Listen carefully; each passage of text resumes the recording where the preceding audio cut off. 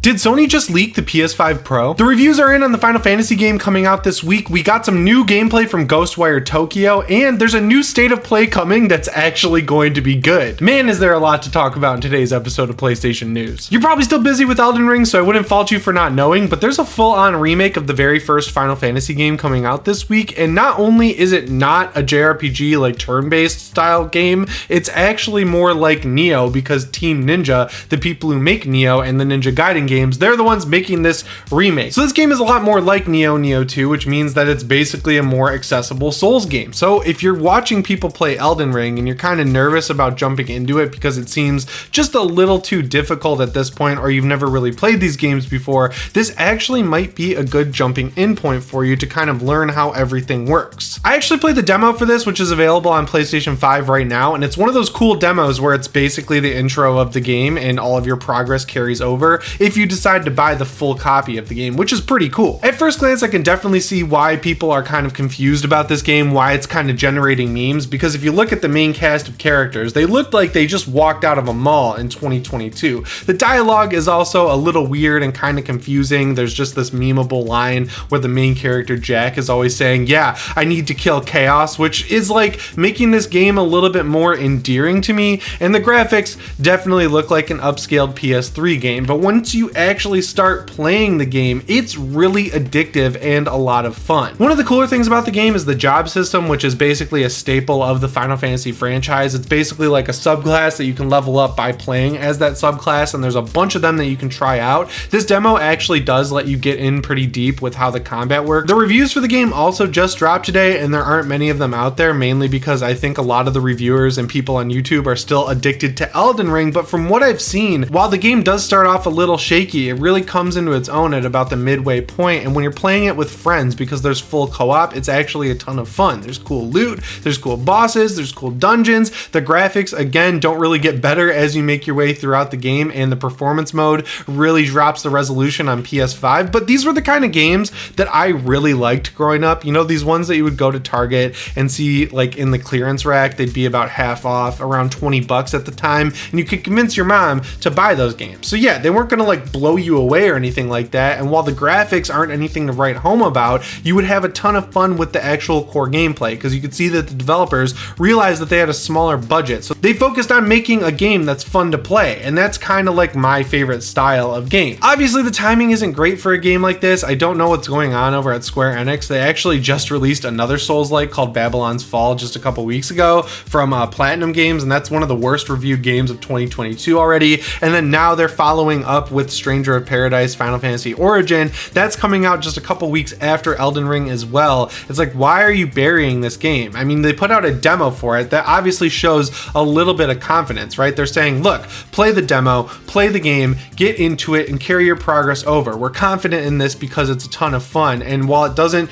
look that great, and that's what's conveyed in trailers, again, you're gonna have fun if you actually download this demo and play the game. On the flip side, unlike how they treat their Western games, which they almost guaranteed call a disappointment every time, no matter how many copies they sell, Square Enix doesn't really take that route with their Eastern games, like their Japanese developed games, so this is one that I think they're actually going to give some support to. There is a season pass, I noticed, so hopefully by the time all of that content is released, the performance mode is made a little bit better, the fidelity mode might be able to run at a locked 60. You never know how games are going to be a couple months out, and that might be the perfect time to jump right into this, even if it doesn't seem like it's worth it at full price. You can wait for a summer sale and get it half off. So yeah, to summarize this, I had a ton of fun with the demo. I'm not going to pick up the full game just yet because I'm having a ton of fun with Elden Ring still, and also I just got back into Arkham Knight because I love the new Batman movie so much, so I've got a lot of stuff on my plate, but like I just said, I'm probably going to pick this up in a sale. So yeah, if you're the kind of person who doesn't have a ton of experience with Souls-like games, I would check out the demo and maybe even buy the full game so you can get into this style of game, and then you'll be ready to go for Elden Ring. Another game that's coming out very soon on March 25th that I will definitely be playing at launch is Ghostwire Tokyo. This is from Tango Gameworks, the people who made The Evil Within, The Evil Within 2. It's a studio started by Shinji Mikami, the guy who made Resident Evil 4. So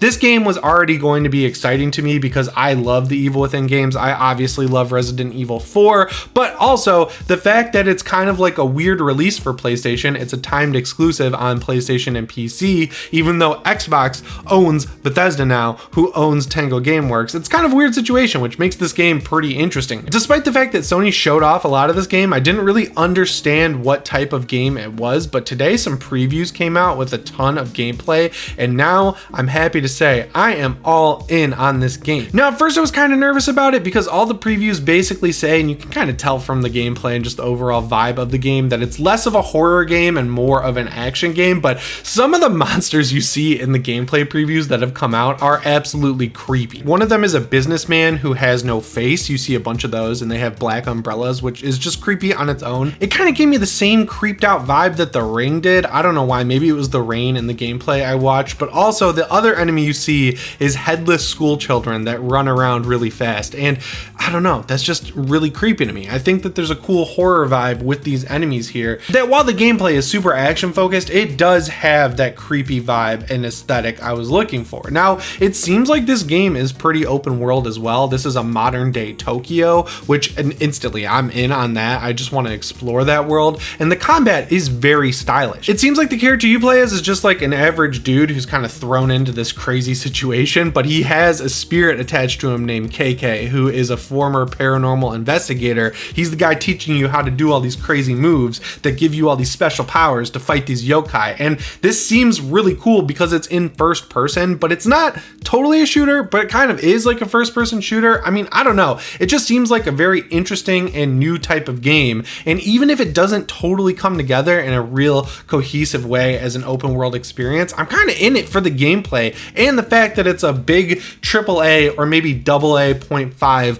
horror game, right? We don't get a lot of those anymore, mainly because people don't buy them, and when you do, they're just messed up, like Back 4 Blood. That game lasted about a month because they just didn't really hit the mark with it, which is insane because Left 4 Dead 2 was right there. That's all they had to look at. Left 4 Dead 2 modernized, but they overdid it. They did too much. Just like with Stranger of Paradise, I think it's cool that Sony's letting these previews come out so early. I know that reviewers already have the game and they're digging into it. I didn't get a review code. I would absolutely love to play this game early because it's kind of like right up my alley if you couldn't tell. But yeah, a lot of the previews that are coming out are positive, which I think is pretty cool. So I'm excited for this game. If you want to kind of get a primer into the world, Sony actually released a visual novel on the PlayStation 5. I haven't tried it yet, but I'm going to download it and check it out just to see what this game is all about, because again, it feels new, it feels exciting, and I like Tango Gameworks. I want to support them because I want them to make The Evil Within 3 because 2 was so damn good. But yeah, rolling on through with games that I'm excited for. Last week we had a State of Play, which we all thought was going to be the big one, and outside of seeing that new update for Returnal that adds co-op and a new Horde mode and the new Valkyrie profile game, other than that,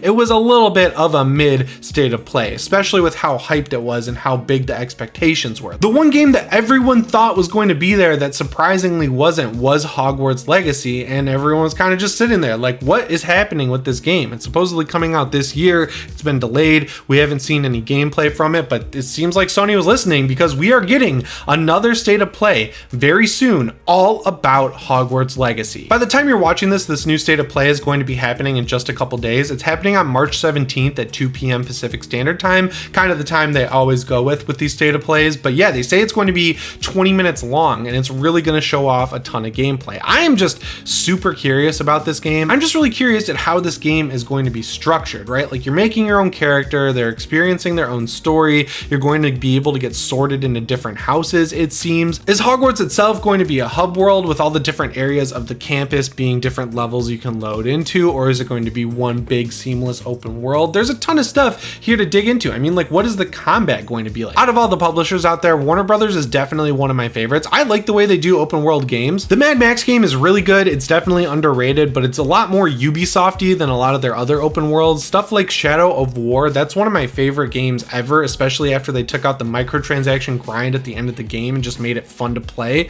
I am also really enjoying Arkham Knight right now. That open world feels really cool. It's broken up into 3 different islands. It looks a lot bigger than it actually is. You can get from one side of the map to the other pretty quickly, and that makes traversal fun. Like, they put a lot of work work into making their games feel fun and not bloated. So I want them to do the same thing here with this Hogwarts Legacy game. And it's obvious that they really care about it. They've delayed it a few times. They really seem to be wanting to get it right before they show it off. And now we're getting a 20-minute video about it. So I'd say they're pretty confident in it. I think it's super smart that Sony's positioning themselves as the marketing lead on this game, because the average person who just got a PS5 and maybe an Xbox Series X or hasn't managed to get either console yet is going to see all these ads with the PlayStation logo before it. And I would guess that they would assume that it's going to be a first-party PlayStation game and they'll go for a PS5 over an Xbox based on that. Either way, I'm really excited to finally get a look at this game. What I'm hoping for is that it doesn't just feel or look like a next-gen game with better graphics running on the PlayStation 5, because